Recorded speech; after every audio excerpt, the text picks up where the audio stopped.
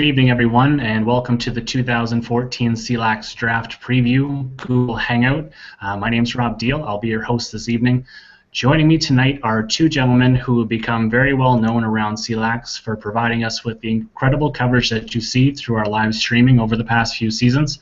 First is the editor of IL Indoor and contributor to Box La Beat on NLL Radio, Stephen Stamp. And also joining us tonight is the voice of CLax's video stream coverage, Matt Caruk from JBI Productions. Thanks for taking time to join us tonight, guys. It's a pleasure to be here. Yeah, always a pleasure. Thanks for the invite, Rob. Just to kick things off, let me quickly talk a little bit about the Canadian Lacrosse League. For those who are unfamiliar with the league, we're a 5-team league, winter box lacrosse, with teams that include the Barrie Blizzard, Durham Turf Dogs, the Niagara Lock Monsters, Oshawa Demons, and the Southwest Cyclops. CLax is entering its 4th season and runs from January until April. The 2015 season will kick off on January 10th when the Durham Turf Dogs host the 2014 Creators Cup champion Niagara Lock Monsters at the GM Center in Oshawa. Season, individual, and group tickets for all teams will be on sale soon, so please stay tuned to our website for full details. I also just want to mention that in addition to the pros, we operate a junior league for kids that are U9 all the way up to prospect. Junior CLax is a great way to get your kids playing box lacrosse all year round. Registration for this league is now open and can be found on our website at CanadianLacrosse.com. So guys, the CLax Combine and Draft will be taking place on Saturday, November 29th at 8 p.m. at the new home of the Southwest Cyclops, CLax Arena in Paris. We've had a large number of CLax players recently drafted and picked up by NLL teams heading into training camp, which could mean that there are a lot of changes to happen to team rosters. So let's start by looking at what you think each team may be looking to address heading into the draft.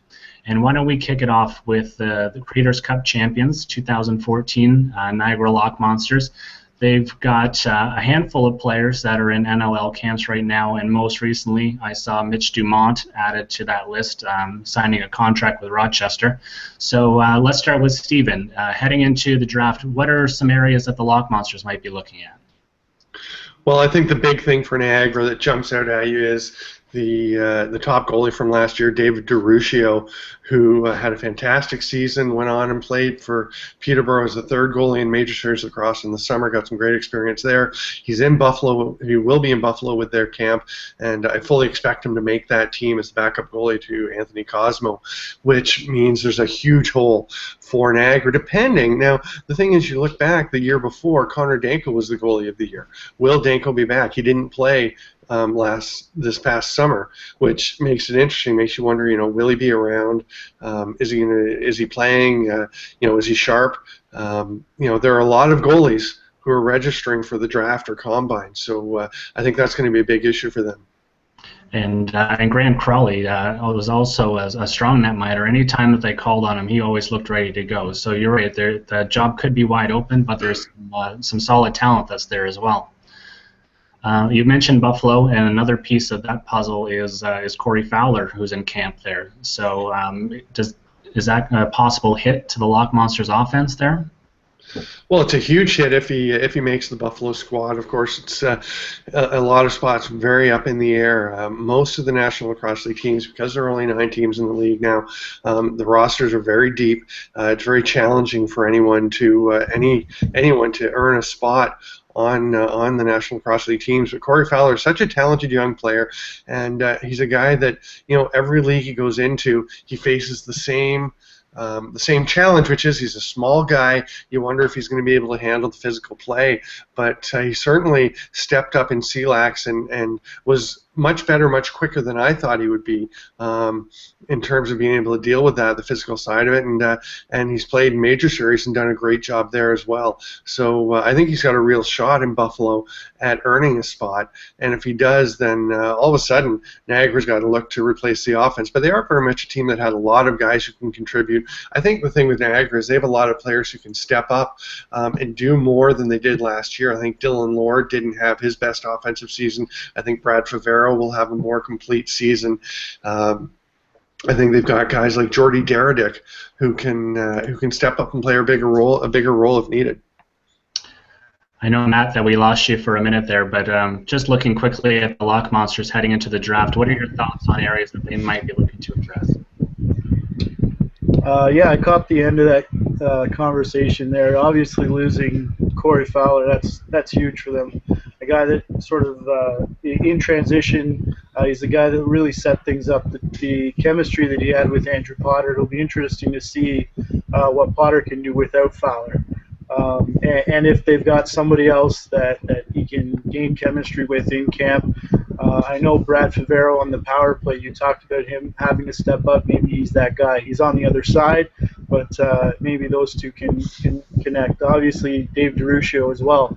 That's something. We've seen Connor Danko, what he can do as a starter, but some people will argue that there are question marks there in as a starter. So that'll be interesting to see if they want to go after a goalie or if they want to hand the reins back to Danko.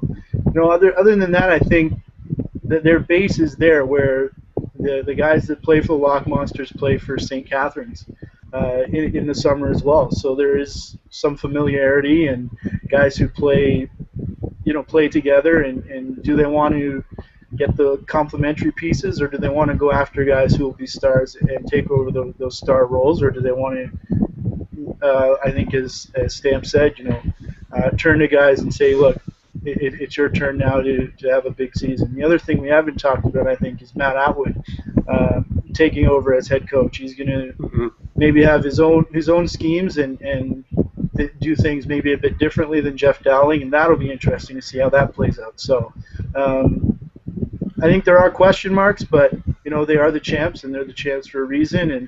And as I said, it's the same group of guys, the same core anyways, that plays in St. Catharines in the summer. So I don't see there being much those question marks getting in the way. Sorry. Yeah. Well, now you talk a little bit about core players, and as I transition into maybe taking a look at the Oshawa Demons, there's another team where it looks like the core could possibly be returning, with the exception of Josh Johnson or Quinn Palace that are in NLL camps that have a legitimate shot of making it.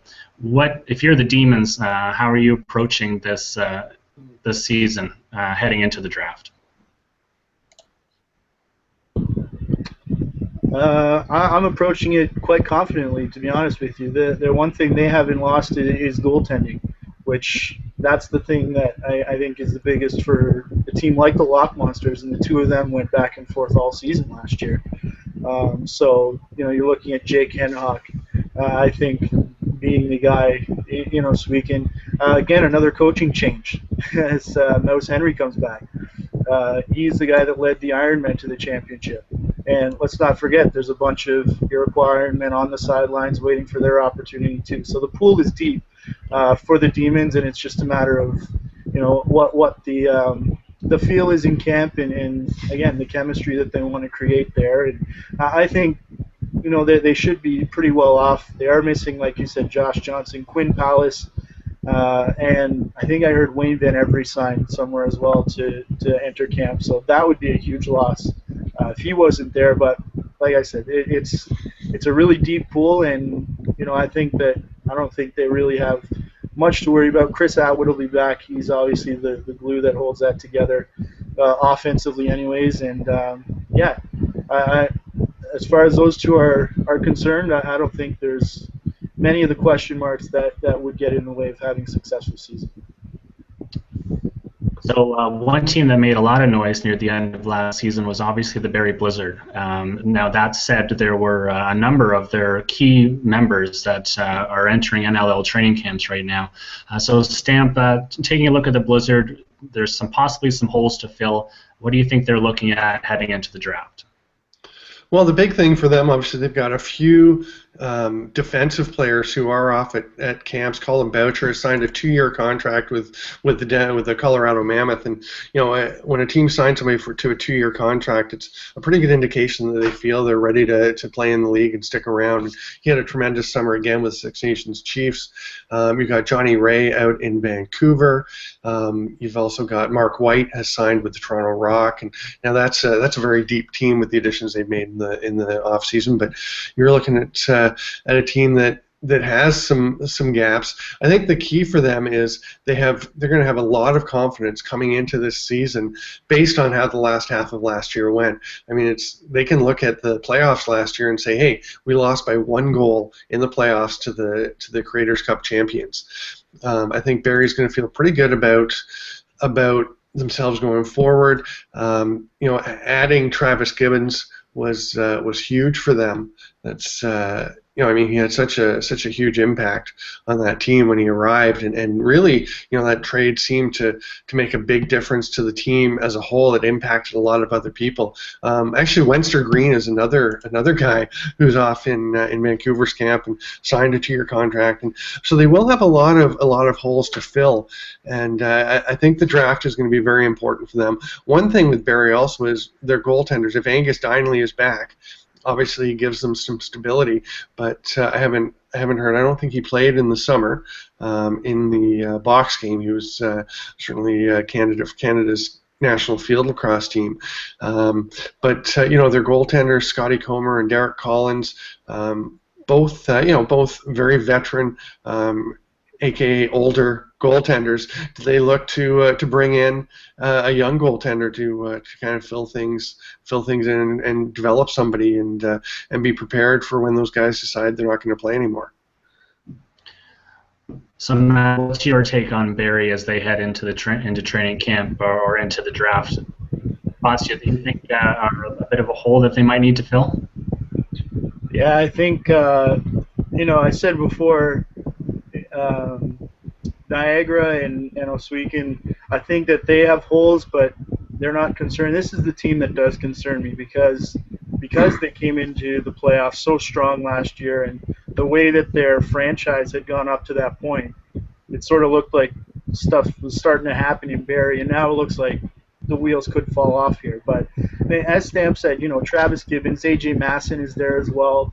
Those were huge trades. Brad MacArthur seemed to have been turning things around, but the one name that wasn't mentioned, John Ray's gone, Wiles is gone, but Jonas Dirks as well. He was the veteran guy down low. He took time on the power play, and it just seemed when he was on the floor and he was quarterbacking that offense that things just really slowed down, and it was just nice and calm and peaceful on the floor. And, I think I look at their roster, it's still a lot of younger guys that don't really have that veteran presence and that calmness, I guess you would call it, to just slow things down. So looking at the draft list, I'm not sure there's veterans in the draft. They may have to look elsewhere for that, but that's the hole that I'm looking at specifically for Barrie, that if you're going to fill one, it's the veteran and the loss of Jonas Dirks there, because it was just, like I said, it was just a lot calmer things on the floor. I did like the point about goaltending because, they tried a lot of different things. Angus Dineley, I think the starting job is obviously his to lose if he's back, but then, again, like Stamp said, Derek Collins, Scotty Comer, which one is backup, and do you have a third, and who is it? I do like the idea of bringing in someone else and trying to develop them. Derek Collins may not be around forever, and neither would Scotty Comer, but so that would be the question. I think, like I said, Dineley, it's his job to lose, but if you're going to fill one of the holes and you got to pick, I think you try and look to fill the hole created by Jonas Dirks going to Durham as their GM. So, Stephen, let's transition into taking a look at the Southwest Cyclops. A lot of excitement around that team right now. They've got a new home in Paris, Ontario. One area possibly of concern is the absence of Mike Burke and Jim Purvis this season. Heading into the draft, what do you think about that team, and what do you think they might be looking to do? I mean, you nailed it with Mike Burke and Jimmy Purvis and Tyler Burton, who's out in Vancouver, who are 3 absolutely huge, probably the 3 top players. And I think Burton's going to make the team in Vancouver. I just look at their roster, and I think he can fill that squad. I think they're really looking for him to play a role. Purvis, I think, is a great chance of being in the NLL.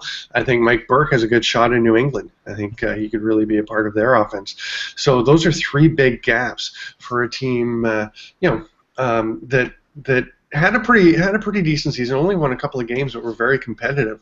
But I think the big thing for Southwest is they allowed a lot of goals. they just gave up way too many goals. Now, do they want to change their goaltending? You've got a guy, Jay Priest, who's been spectacular at times. I mean, he makes some of the greatest saves, the most exciting saves you'll see on the lacrosse floor. But he also had a goals against average above 17. So you got to look at, maybe they bring in some goaltending to challenge. And it's an interesting group of goaltenders. There are always lots of goalies looking for spots, and there are certainly some goalies who are available in this draft who could come in and play right away. I mean, you're looking at someone like Doug Buchan from Burlington and Michael Fournier from Orangeville in Junior A, who are both very solid goaltenders playing in that league. Are they ready to step up? It's a whole new challenge, stepping up to CLax, and until you get a chance to see them, you don't really know. Also, Patrick Crosby, an American goalie, who I understand is going to be in the Toronto area. So if he's available, he's a very interesting guy to take a look at as well. A guy who's faced a lot of competition. But these are guys who are going to have to prove themselves. And I think that's something Southwest might look to is the goaltending area. See if there's someone to challenge the incumbent. And nothing against Jay Priest. He's he has played very well for them. But when you give up as many goals as they did, you got to be looking at that, and at some defense. It's adding some defensive players, and we're going to talk more about some of the players in the draft after, I think. But there are some defensive players coming out of the junior leagues and that I think could step in and play pretty well in this league. So Matt, let's talk about another team that's overseen a lot of change in the past few months, and that's the Durham Turf Dogs.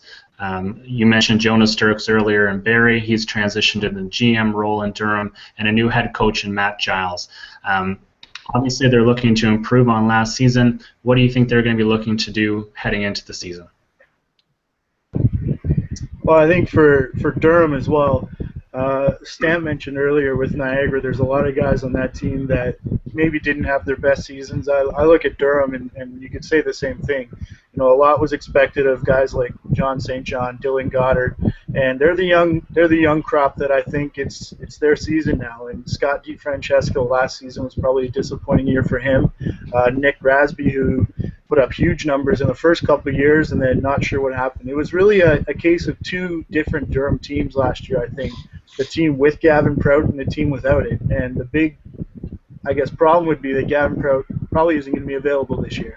Kevin Croswell's in New England's camp. Aaron Brown is in Buffalo in their camp. So, there's some holes to be filled there as well. So it's a matter of guys, I think, who are there stepping up, but getting some defenders and guys who are really going to buy in and commit. And that's up to Coach Giles to as soon as camp starts, you instill that in the players, because on game day you never really knew who was going to show up and what team was going to be on the floor on that day. But like I said, I think you can get one or two veteran guys in there, because when Gavin Prout was on the floor, same thing like Jonas Dirks. It was a much calmer game, and he really controlled the flow of the offense. So try and find one of those guys, and then for the rest of them, it's commit and buy into whatever system it is that Coach Giles is going to bring. And I think it will be a season of change for Durham, but hopefully a change in the right direction.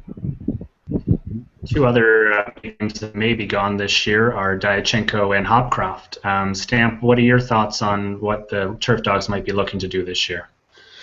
Well, as Matt said, there's a lot of things that need to be improved for Durham from last year. Things really just didn't work out exceptionally well for them. I think he put it very well when he said you never knew what Durham team was going to turn up. And that obviously is something that Matt Giles is going to want to change. I think they need to find offense. Dylan Goddard actually had a pretty good year. He led the team in scoring, scored 17 goals. I think, if he can build on that, that'll be good. I think, Nick Diachenko looks pretty solid in Toronto. So they definitely have some spots. I think Aaron Brown is a guy they would really miss if he does make it in the NLL. He is such a solid defender, such a leader for them. So they're going to have to find some guys who can step in right away and play. need some scoring. They need to figure out their goaltending situation. If Kevin Croswell sticks in New England, he certainly was the backup last year. Will he at the end of the year? Will he stay there? New England invited a lot of goalies to camp. So they're certainly he isn't being handed the job, but it's a situation where they do need to really get some guys who are ready to play right away. And I think Matt's point was right on. I was thinking the same thing. They need guys to step up and play a lot better than they did last year. And I think probably Matt Giles is going to be a key figure for this team. How is his coaching going to help them in terms of turning things around? Because the year before they were ready to play. Basically every time they came out, they were very competitive, and we thought going into last season that Durham was going to be one of the top teams in the league and really competitive for a Creators Cup. So it was quite puzzling actually to watch them play, where they would play great in bursts, but they never seemed to play complete games. So we talked about each of the teams and some spots that might be looking to fill. Let's talk about who could be filling those spots. You've seen the list of folks that have registered. Who do you see, who jumped off the page at you that could step in and make an immediate impact in the league? So let's start with you, Stephen. I've got a few guys. I mean, it's such an interesting group of people registered for this combine and draft, some just for the draft, but I mean, we have quite a few American players. We've got a real mix of players from various leagues. It's going to be difficult to get a lot of information about some of these guys for some of the teams, because there's not a lot of information readily available. For a lot of players, I think it's going to be a matter of coming to the combine and showing what they can do, and I think the combine could have a huge impact on who some of the guys that get picked are. But some of the players that really jumped out for me: Darryl Robertson from the Whitby Junior A program, very solid defender, and showed at the NLL combine where he played a terrific scrimmage, had a number of breakaways, only scored on the last one, but he had about 7 breakaways in that game, showed he can run, showed he can handle the ball. I think he's one. I think Thomas Hogarth from the Peterborough Junior Lakers is a kid that I watched through the course of the season really grow into a role, coming back off knee surgery, and he is a big, strong, athletic player who can handle the ball as well. One name that really intrigues me, and I'll admit I don't know a whole lot about him, is Joe Opron. Played in the Continental Indoor League with Chicago, scored 35 goals and 24 assists in 8 games. Continental Indoor League is very tough to get a lot of information about. It's a league, kind of a late summer league in the U.S., and the thing is, if you can score 59 points in 8 games in any league, you've got some skill, and that's a guy who is coming to the combine, I believe. Let me check. I'm not sure if he's actually going to be at the combine. You probably know that, Rob. But there's a guy with some skill who could step in and really have an impact. So Matt, let's transition over to you. Who did you see on that list that you thought could just jump right in and play? Well, it's interesting always in this league because from day one, it's mostly been a regional league where guys have a relationship with a coach or they know somebody on the team or whatever. They're familiar with them, and so from that respect, in the Barrie program, Zach Kozlowski, I mean, only 4 games last year for Barrie, but he was in their junior program. He did play for Team Ontario a couple times. So some of these young guys coming up, if they've got a history, you never know. And Gage Board is another guy who does kind of live around that area, a pretty strong player as well. 8 goals as a defender when he was in junior, 29 points through 16 games. I think Gage Board would be pretty good to maybe fill the spot by John Ray. That transition role can go back and forth. I've heard his conditioning is off the charts as well. Just looking the rest of the way down, we're talking about Southwest goalie situation. Again, the regional guys with the Wilmot Wild, Alex Mahoney's on that list as a goaltender. Perhaps maybe not a starter to challenge Jay Priest, but a guy that they may just want to bring into camp and maybe challenge for a second or a third spot. Since Steve Fryer left, I don't think they've really had that. If something happens to Jay Priest, what do we do? Maybe that's why, personally, I think Jay Priest's numbers are so inflated. If he gets himself in trouble, the confidence wasn't there to go to a backup. So maybe a guy like Alex Mahoney in Southwest, Andrew Coughlin, another guy from Wilmot, who may make a name for himself. And the other one that really intrigued me last year, Ty Carvalho, we think was the first guy to come out of the junior CLax program and play pro with the Niagara Lock Monsters. But Matt Curry played prospects for Durham, and perhaps it's time for him to make the jump up to the Turf Dogs. Like we said, a lot of open roster spots. He'll be at the combine. Time to see what he can do, and like we said, never know. It is pretty much a regional league, and guys who have relationships with coaches or other players or general managers, anything can really happen in this draft. I think that's why we don't have a lot of information about these players, but it's good for the GMs, good for the coaches, good for the players, and yeah, I expect anything to happen like it normally does on draft day. So we have had a couple people submit some questions through our Twitter account here. The first coming in from Just Bernie 12. He's asking you guys, who do you think are the early favorites to win it all this year? Stamp, let's start with you. I think you look at the Oswego Demons at the start of any list, any conversation like that. They've got such a deep pool of talent to draw on. They've got Chris Atwood, who is the odds-on favorite to lead the league in scoring again going into the season. Matt mentioned Jake Henhock gives them solid goaltending. I think Brenner Jacobs is a young goalie who's ready to step up and play a bigger role when needed. I think Oswego's always going to be competitive. And I think we're looking at Niagara again because they had so much depth and they played such a good system. And I don't think the transition from Jeff Dowling to Matt Atwood is going to make a huge difference because they worked really well together. I know Jeff loves to be involved in everything. He loves to have his finger in everything. But he did give Matt Atwood a lot of leeway to be an important factor in that team, and I think he'll carry things on. I think the interesting thing for Niagara is do they stick with Jeff Dowling gone? They were one of the teams that really stuck with a 5-man shift system. One of the challenges in Canadian Lacrosse League is getting the players you want out on the floor. So you've got your primarily defensive guys playing a lot of defense, your primarily offensive guys playing a lot of offense. Niagara, though, just had everybody play everything, and it worked really well for them. And I think that gives them the continuity as well to keep going in this league and be very competitive. I think we're looking at the same two teams being competitive, but I think everybody's going to push them. Yeah, we really saw that at the end of last year. I mean, we were the final week of games. I think the final 2 games, and we still had 2 or 3 playoff spots up for grabs out of 4.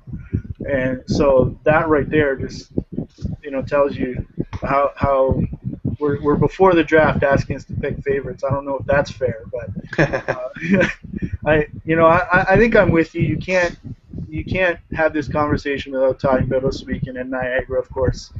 Niagara defending. I think the issue for Oswego may just be their discipline. They seem to take a lot of penalties at the wrong times, and Mouse Henry, when we saw him with the Ironmen the last time he was in, really didn't stand for that. So I think some of that stuff may start to clean itself up. I think my dark horse this year would be Barrie, just the way that they turned it on at the end last year. But again, that will depend on what happens coming out of camp and if they can fill those spots that we talked about earlier. So our last question of the night comes from Twitter from Anna. She's looking to get your opinion on who may go first overall this year. That's a great question because it's such a mix of players. I think the first guy that I mentioned, Daryl Robertson, to me seems like a guy who is just very well designed for this league, and he's really shown in his junior career that he's a solid player. Had such a breakout performance at the NLL Combine that, to me, he's a guy that people will have to be considering. And Matt, what are your thoughts on who could go first overall? That's interesting. Durham's got the first pick, right? Yes, that's correct. Durham's up first. Because it all depends on, again, what system they try and run. Last year they went after the transition guys, Mac O'Brien, Mark Farthing. So is it somebody that slots into that? Again, like I said before, I really like Gage Board as a guy who's pretty offensively minded. There are some others, maybe dark horses, not so much for first overall. We haven't talked about Connor Eustace yet. Brampton, he has played at the senior A level, but yeah, it'll be very interesting. I like Connor Eustace. I like Gage Board. Definitely those two in the first round anyways. All right, guys. Well, I appreciate your time. That's everything for tonight. Thank you again. Our two guests this evening are Steven Stamp and Matt Caruk. Hopefully we'll see a whole lot of you guys around the rink soon, and thanks again for chatting with us tonight. Thank you. It was a pleasure being here. All right. You're welcome, Rob, and can't wait to get the season started.